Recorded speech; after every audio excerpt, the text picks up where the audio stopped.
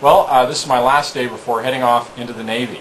Next week I'm going to have a pretty incredible experience. I'm going to be aboard the HMCS Winnipeg, where I'll be joining the sailors there over a 5-day period on the ship, sort of doing everything from scrubbing the decks to spending time with the captain and everything in between, doing weapons testing in the open Pacific about 80 miles, nautical miles west of Vancouver Island. So I'm really looking forward to that, to get a real insight into what our sailors and armed forces are going through on a personal way. You know, a lot of times here in committees or in quick meetings you get conversations, but to really know and understand the impact of government policy on them and what their feelings are about how they're equipped and our missions, I think living with them is a great idea. So I'm going to have regular updates on that, and look for those, and certainly I'll try to do some video, although I don't know if I can actually post it from out there.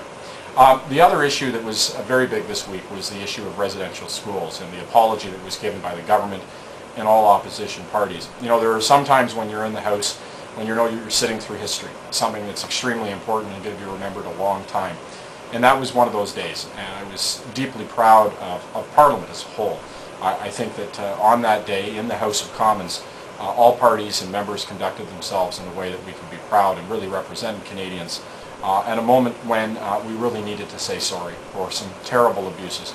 Children being ripped away from their families, the attempt to rip their culture and heritage and spirituality from them.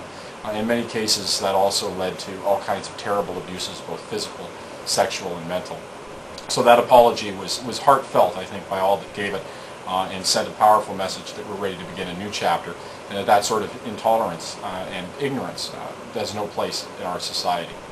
So I'm off now, back to the riding for the weekend. I wish everybody a happy Father's Day. I know I'm going to try to have a fun day, and I'll try to give you more soon as I finish the trip to the Navy.